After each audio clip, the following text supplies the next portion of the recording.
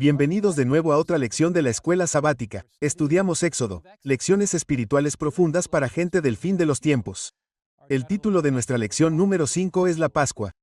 Ahora bien, hay 4 verdades básicas que vamos a analizar en esta lección. Permítanme resumirlas. Primero, la importancia de las decisiones. Si vemos algo en esta lección que concluya las 10 plagas de Egipto, vemos la resistencia del faraón, la rebelión del faraón. Vemos que no tomó una decisión positiva según Dios. En segundo lugar, vemos la insensatez de todos los dioses falsos. No pudieron proteger a Egipto en tiempos de plagas. En tercer lugar, vemos la importancia de la sumisión a Dios. Y en cuarto lugar, en la Pascua, vemos las provisiones de salvación de Dios. Y vemos en el Cordero de la Pascua un ejemplo de un presagio de la muerte de Jesucristo. Vemos en la sangre del Cordero la sangre purificadora de Cristo. Así que esta es una lección muy emocionante. Ahora bien, en el relato del Éxodo, la negativa de un hombre a someterse a Dios, la negativa del faraón, tuvo un impacto poderoso y profundo en toda la nación. Pasamos directamente a la lección del domingo. ¿Recuerdas lo que dice Amós? Ciertamente, el Señor Dios no hará nada sin revelar sus secretos a sus siervos los profetas. Amós 3:7. Así que Dios obró en el corazón de Moisés. Dios obró en la mente de Moisés para revelar lo que vendría.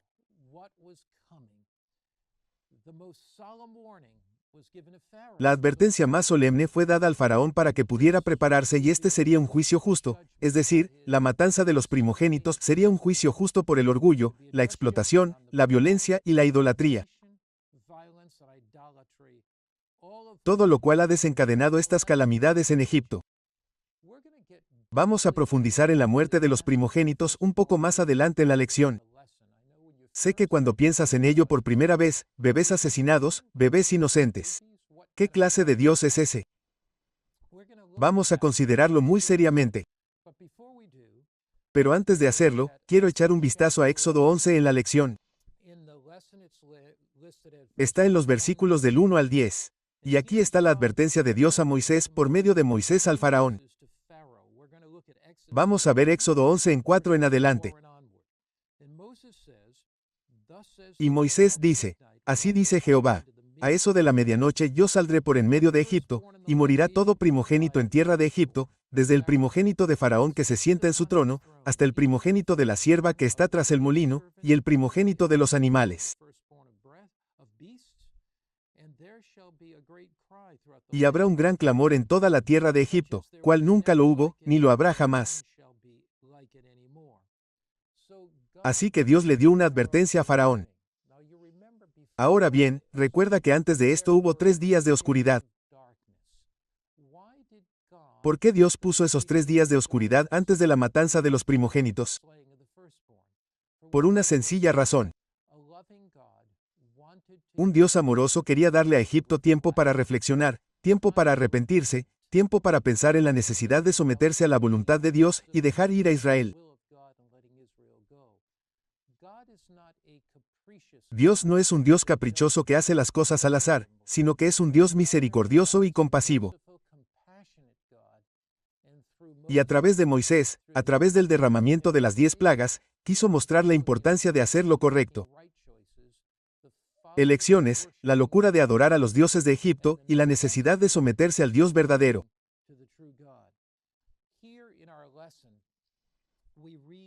Aquí en nuestra lección, leemos en la lección del domingo el tercer o cuarto párrafo, debajo de la pregunta, y leemos que Dios es el juez y está en contra del orgullo, la injusticia, la discriminación, la arrogancia, la explotación, la crueldad y el egoísmo. Está del lado de los que sufren, los abusados, los maltratados y los perseguidos. Recuerden que los capataces egipcios se enseñorearon, los sometieron a la fuerza. Los israelitas sufrieron terrible y trágicamente bajo este maltrato. Dios es el Dios de los que sufren, Dios es el Dios de los abusados. Dios es el Dios de los maltratados y perseguidos y, en última instancia, ejecutará el juicio y la justicia, que son verdaderamente otra expresión de su amor. Así que, fíjense, si tienen el llamado amor y no tienen justicia, entonces tienen la explotación desenfrenada, tienen el crecimiento del mal, tienen opresión. Entonces, la justicia es un aspecto del amor. Los aspectos del amor son la misericordia, la compasión, la gracia, pero también la justicia. Entonces, el amor y la ley van juntos. Y el último párrafo de la lección del domingo dice que debemos intentar ser lo mejor que podamos para ser amorosos y justos. Sin embargo, podemos caer fácilmente en extremos de una forma u otra. Por amor, hacemos la vista gorda ante los errores, ante cosas que necesitan ser corregidas, o podemos ejecutar la justicia fríamente como si fuera algo de acero. Ninguno de los extremos es correcto. De hecho, hay un ideal. ¿Qué requiere el Señor de ti? Pero ¿qué hacer? Con justicia, eso es justicia. Amar la misericordia, eso es compasión, y caminar humildemente con tu Dios. En la lección del lunes, pasamos a la curación del cuerpo. Éxodo, capítulo 12. Y Dios va a sacar a Israel de la esclavitud egipcia. Y fíjense en la instrucción específica que Dios les da a Moisés y a Aarón. La encontramos en Éxodo, capítulo 12. Éxodo, capítulo 12. Estamos viendo el versículo 3. Habla a toda la congregación de Israel, diciendo, en el día 10 de este mes, tomarán cada uno, un cordero según las familias de sus padres, un cordero por familia. Y si la familia, versículo 4, fuere tan pequeña que no baste para comer el cordero, entonces él tomará su buey y su vecino inmediato a su casa, según el número de las personas. Cada uno contará para el cordero según el número de las personas que pueda comer. El cordero será, versículo 5, sin defecto. Un macho de 1 año lo tomará de entre las ovejas y las cabras. Ahora bien, debían tomar un cordero sin defecto. ¿Por qué? La Biblia estaba señalando que la salvación no proviene de sus esfuerzos, sino de Dios. Debían tomar ese cordero, matarlo, untar la sangre en el poste de la puerta y el ángel de la muerte pasaría de largo por sus hogares. ¡Qué ilustración de Jesucristo! ¡Qué ilustración del cordero sin mancha ni arruga! Recordarás las veces que a lo largo de la Biblia se menciona el concepto del cordero como Jesús. Juan capítulo 1 versículo 29. Recordarán que aquí en Juan 1:29 de la mañana, Juan mira a Jesús y dice, «He aquí el Cordero de Dios, que quita el pecado del mundo». Jesús sería ese Cordero perfecto. En todo el sistema del santuario en Israel después de la Pascua, cuando Israel fue liberado de la esclavitud egipcia, recordarán que los sacrificios, un cordero y otros sacrificios también se llevaban al santuario. El pecador ponía sus manos sobre la cabeza del sacrificio y confesaba su pecado. El pecado era transferido del pecador al sacrificio. El sacrificio era inmolado. La sangre chorreaba en las manos del pecador y tal vez en sus piernas. La verdad divina era que la paga del pecado es muerte sin derramamiento de sangre. Hebreos 10:22 de la mañana, no hay remisión de pecados. Así que el pecado es transferido al sacrificio cuando venimos a Jesús, nuestro sacrificio. Nuestros pecados son transferidos a Él en la cruz del Calvario y nuestra culpa desaparece.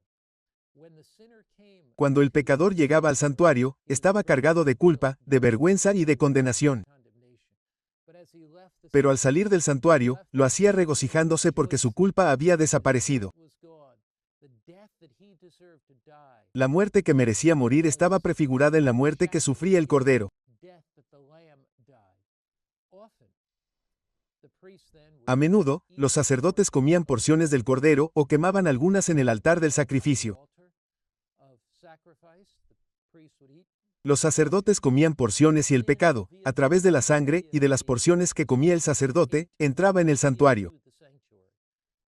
Así que el Cordero de Dios representa a Jesús.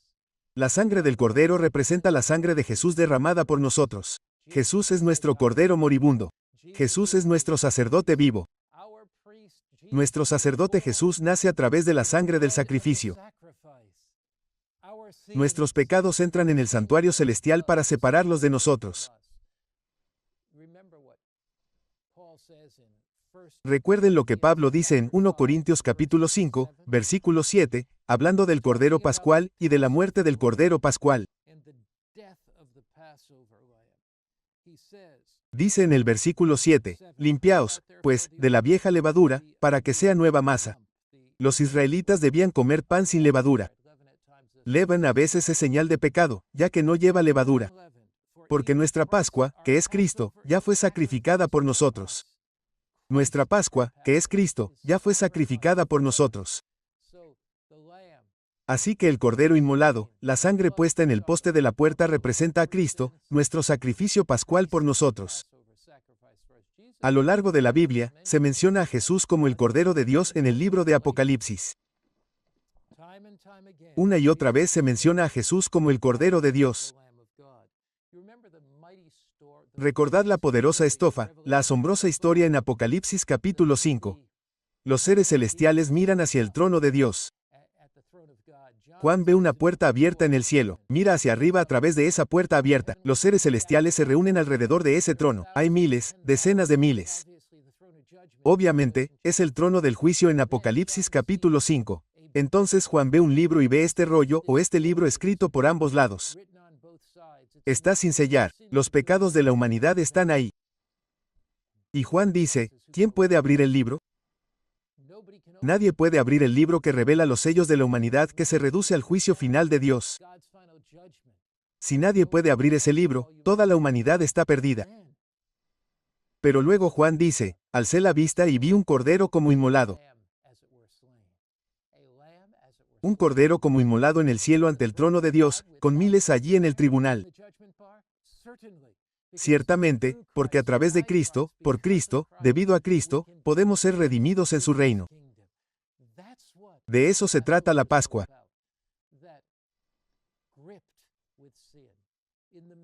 Aquel que está atrapado por el pecado en medio de la idolatría egipcia, hoy en medio de la mundanalidad, el secularismo, la impiedad, los falsos dioses del materialismo, en medio de todo eso, Jesús dice, venid a mí.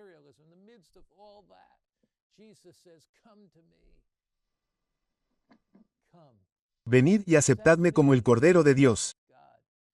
Observad, sangre en el umbral de vuestros corazones. Sabed que a través de Cristo, vuestra salvación eterna está segura. Cuando me miro a mí mismo, no veo ninguna posibilidad de ser salvo. Cuando miro a Jesús, no veo ninguna posibilidad de perderme porque Él es el Cordero que fue inmolado por mí. Esa es la historia de la Pascua. Ahora bien, ¿qué papel desempeña la sangre en la celebración de la Pascua? La sangre, por supuesto, representa la sangre misma de Jesús. En la lección del martes, tercer párrafo hacia abajo. Todo el Evangelio estaba asociado con la celebración de la Pascua porque apuntaba no solo a la liberación de la esclavitud y a ir a la tierra prometida, sino al sacrificio de Jesucristo por nuestros pecados y a sus méritos aplicados a todos los que están cubiertos por su sangre. El pan sin levadura simboliza al Mesías sin pecado que venció todas las tentaciones y dio su vida por nosotros. Ese es el último párrafo. Un manojo de hiel que se mojó en sangre simboliza la gracia purificadora de Cristo. En resumen, a lo largo de toda la Pascua, se revela la obra redentora de Cristo. Y Dios les dijo a los israelitas que la celebración de la Pascua con los panes sin levadura, la celebración de la Pascua con el silbido de la sangre mojada puesta en el poste de la puerta, la celebración de la Pascua con la matanza del Cordero, eso debía ser contado a cada generación. Éxodo 12, versículos 24 a 28. Éxodo 12, versículos 24 a 28. Aquí está la historia de la Pascua. La historia y su significado deben ser contados a cada generación. Empezamos con Éxodo, capítulo 12. Estamos viendo allí el versículo 24. ¡Qué historia! La historia de la gracia de Dios que debe ser contada. Versículo 24, Éxodo 12. Acontecerá cuando entréis en la tierra que Jehová os dará. Ahí es cuando Dios dice, cuando os guíe a la tierra prometida según lo que Él ha prometido. Las promesas de Dios son verdaderas. Las promesas de Dios nunca fallan. Versículo 25, acontecerá que en la tierra que Jehová os da, Él cumplirá sus promesas. Versículo 26, acontecerá que cuando vuestros hijos os digan, ¿qué significa este rito? ¿Qué significa este rito de la Pascua? Comillas, porque lo guardarán durante todo su peregrinaje por el desierto, lo guardarán cuando entren en la tierra prometida. Por eso sus hijos dirán, ¿qué significa? Versículo 27, y responderéis, es el sacrificio de la Pascua del Señor, el cual pasó por encima de las casas de los hijos de Israel en Egipto, cuando ahumó a los egipcios y libró nuestras casas. Y el pueblo se inclinó y adoró, y los hijos de Israel fueron e hicieron como el Señor había mandado a Moisés y a Aarón. Así lo hicieron. ¿Qué significa el rito de la Pascua para ti y para mí hoy en día? No sacrificamos un cordero. No untamos la sangre sobre el poste de nuestra puerta. ¿Qué significa? ¿Qué significa que les contemos la historia a nuestros hijos? Contamos a cada generación la historia de la milagrosa liberación de los israelitas de la esclavitud egipcia por parte de Dios. Contamos la historia de cómo sacrificaron al cordero y untaron la sangre en el poste de la puerta. Y les decimos a nuestros niños y niñas que todo eso apunta hacia Jesús. Todo eso apunta hacia su amor y su sacrificio, que hubo un cordero, el Cordero de Dios, Jesucristo, inmolado por nosotros. Les decimos a nuestros hijos que la sangre de Cristo fue derramada por nosotros. Y les leemos las Escrituras sobre que sin derramamiento de sangre no hay remisión de pecados. Les hablamos de la bondad y la misericordia de Dios. Les decimos a nuestros hijos que en Cristo sus pecados pueden ser perdonados. Les leemos Romanos 8, versículo 1. No hay condenación para los que están en Cristo Jesús. Compartimos con ellos la historia del verdadero Cordero Pascual, Jesucristo. Y compartimos con ellos la historia de la cruz del Calvario. La repetimos a cada generación. Compartimos con ellos que la paga del pecado es muerte. Pero el don de Dios es vida eterna por medio de Jesucristo nuestro Señor. Y les decimos a nuestros hijos que un día, así como Israel fue liberado de la esclavitud egipcia por la sangre de Cristo, nosotros también podemos ser liberados de la esclavitud, la opresión, la injusticia y la explotación de este mundo. Y un día nosotros también entraremos en la tierra prometida y reinaremos con Cristo para siempre. Pero eso deja una pregunta sobre el juicio divino porque así como el pecado, la injusticia y la explotación en los días del faraón, fueron juzgados y así como los primogénitos fueron asesinados.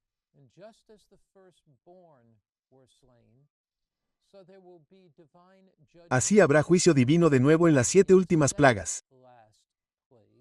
Hubo 10 en Egipto, 7 últimas plagas. Las primeras 3 cayeron sobre toda la tierra. En Egipto, las últimas 7 solo cayeron sobre los egipcios. Las 7 últimas plagas, en el tiempo del fin, en el libro de Apocalipsis, capítulos 15 y 16, caerán solo sobre aquellos que se rebelen contra Dios.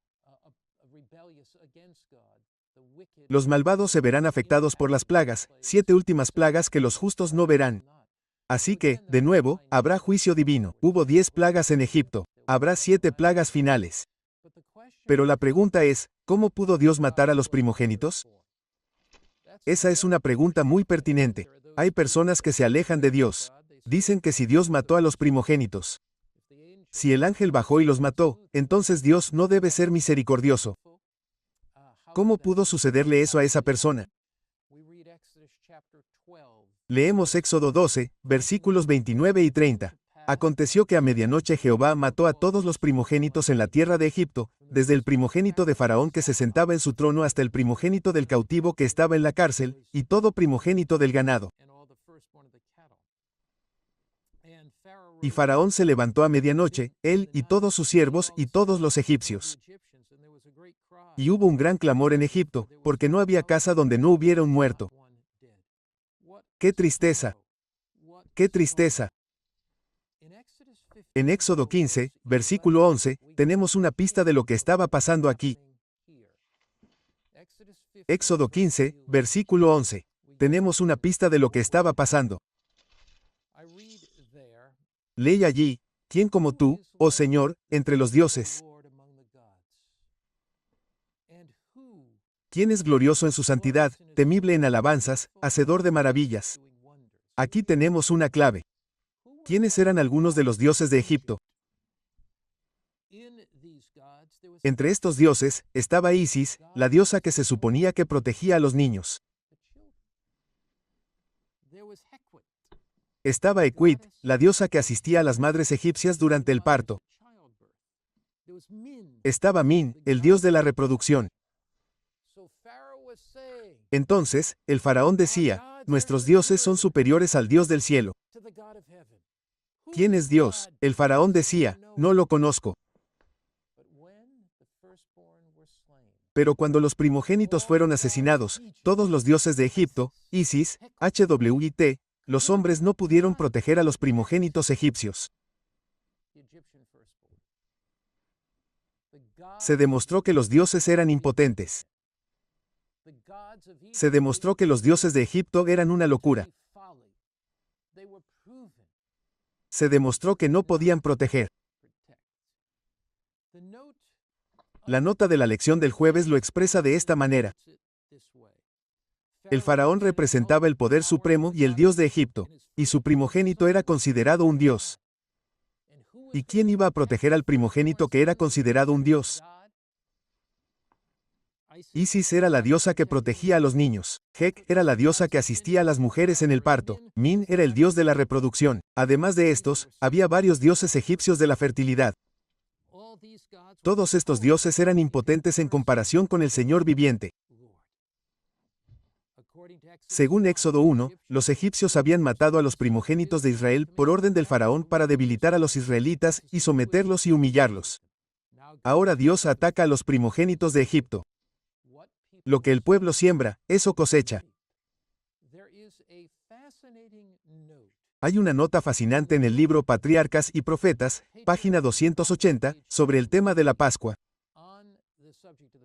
De hecho, si lees toda la sección, de la página 273 a la 280 de Patriarcas y Profetas, leeré una sección de esto.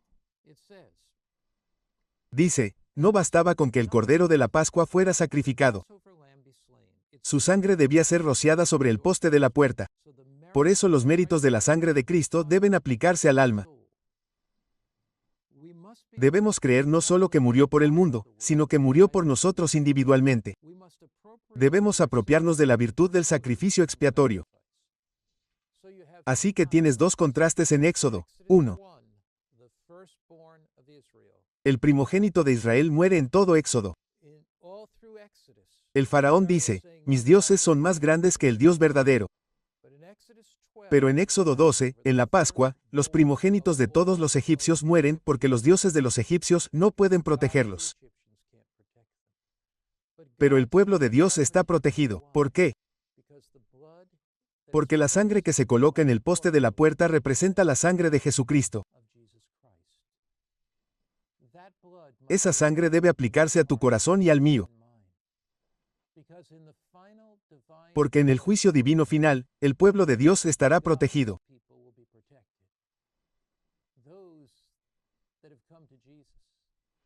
Aquellos que han venido a Jesús, aquellos que han tenido la sangre de Cristo en sus vidas, perdonando sus pecados, redimiéndolos de la condenación y la culpa.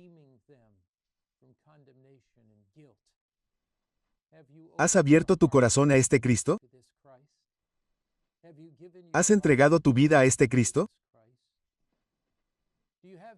¿Tienes solo una experiencia ficticia o una experiencia genuina y auténtica con Jesús? Abre tu corazón.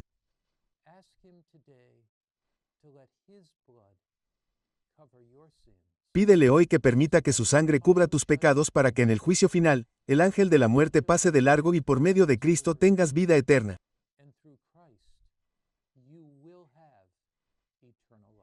Oremos. Padre Celestial, gracias por tu amor y gracia. Gracias por las lecciones de la Pascua. Gracias porque se demostró que los falsos dioses de Egipto eran impotentes. Pero que Jesús es todopoderoso.